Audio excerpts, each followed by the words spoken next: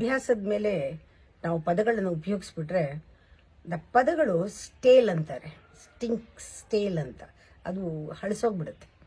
Number ಅಷ್ಟೇ. ನಾವು ಹೇಳ್ತೀವಿ ಜಪ ಮಾಡುವಾಗ 108 ಜಪ ಮಡಿನಲ್ಲಿ 108 ಮಣಿಗಳಿರಬೇಕು, 108 ಸತಿ ಜಪ ಮಾಡಬೇಕು. ಯಾವುದೇ ನಾಮ ತಗೊಂಡು 108 ಟೈಮ್ಸ್ ಮಾಡಿ.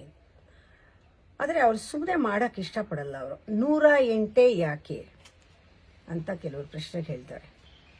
ಅವ್ರಿಗೆ ವಾಪಸ್ ಹೇಳಬೇಕಾದ್ರೆ ನೀವು ಮಾಡಿ ಅಷ್ಟೇ ಅಂತ ಹೇಳಿದ್ರೆ ಅವ್ರ ಕೈಲಾಗಲ್ಲ.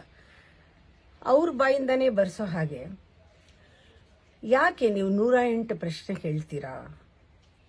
ನೀವು ಅದರ ಬಳಸ್ತೀರಾ ಅಲ್ವಾ ಈ 108ಅನ್ನು? ಯಾಕೆ ಬರಲಿಲ್ಲ ನೀವು ಬರ್ತೀನಿ ಸತ್ಸಂಗಕ್ಕೆ ಅಂತ ಬರಲಿಲ್ಲ ಯಾಕೆ? ಅಯ್ಯೋ ಬಿಡಿ ನಮ್ಮದು 108 ತಾಪತ್ರಯ ಅಂತ ಹೇಳ್ತೀರಾ. ಯಾಕೆ ಈ ನಡುವೆ ಧ್ಯಾನ ಮಾಡ್ತಾ ಇಲ್ಲ? ನಮಗೆ 108 ಕಷ್ಟಗಳು, 108 ತೊಂದರೆ. ಯಾಕೆ ಆಸ್ಪತ್ರೆಗೆ ಹೋಗ್ತೀರಿ? 108 ಕಾಯಿಲೆ, 108 ಯಾಕೆ ನಾವು ಹಾಗೆ ಬಳಸ್ತೀವಿ? 108 ತಾಪತ್ರಯ. ಆಕ್ಚುಲಿ 108 ಅನ್ನೋದು ಬಹಳ ಪ್ರೆಷಿಯಸ್ ನಂಬರ್. ಅದು ಬಹಳ ಆಸ್ಪಿಷಿಯಸ್ ನಂಬರ್, ಸೀಕ್ರೆಟ್ ನಂಬರ್. ಯಾಕೆ ಅಂದರೆ ನಮ್ಮಲ್ಲಿ ಯೂನಿಟ್ ಡಿಜಿಟ್ಸ್ ಅಂತ ಹೇಳ್ತಾರೆ, ಯೂನಿಟ್ ಅಂತ ಹೇಳ್ತಾರೆ, ರೇಸ್ ಅಂತ ಹೇಳ್ತಾರೆ. ಇದು ಮೂಲಾಧಾರ ಮತ್ತು ಸ್ವಾದಿಷ್ಠಾನ ಈ ಕೆಳಗಿನ ಚಕ್ರಗಳಲ್ಲಿ ಅಷ್ಟು ಸತಿ ನಾವು ಜಪ ಮಾಡಿದ್ರೆ ಪ್ರಾರಂಭದಲ್ಲಿ ಎಫರ್ಟ್ ಇದ್ರೂ 108 ಆಗೋಷ್ಟರಲ್ಲಿ you will enter into different space, different dimension, ಇನ್ನೂ ಸೂಕ್ಷ್ಮವಾದ ಆವರಣಗಳಿಗೆ ಹೋಗ್ತೀರಾ.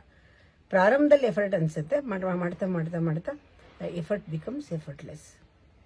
ನೀವು ಇನ್ವಾಲ್ವ್ ಆಗ್ತಾ ಈ 108 ಅನ್ನೋದು ನಂಬರು ನೀವು ಎಣಿಸಿ ನೋಡಿ. ಮೂಲಾಧಾರ ಸ್ವಾದಿಷ್ಠಾನದಲ್ಲಿ ಎಷ್ಟು ರೇಸ್ ಇದೆ ಅಂತ. ಒಟ್ಟು 365 ರೇಸ್ ಇದೆ ಒಟ್ಟು ಕೂಡಿದ್ರೆ.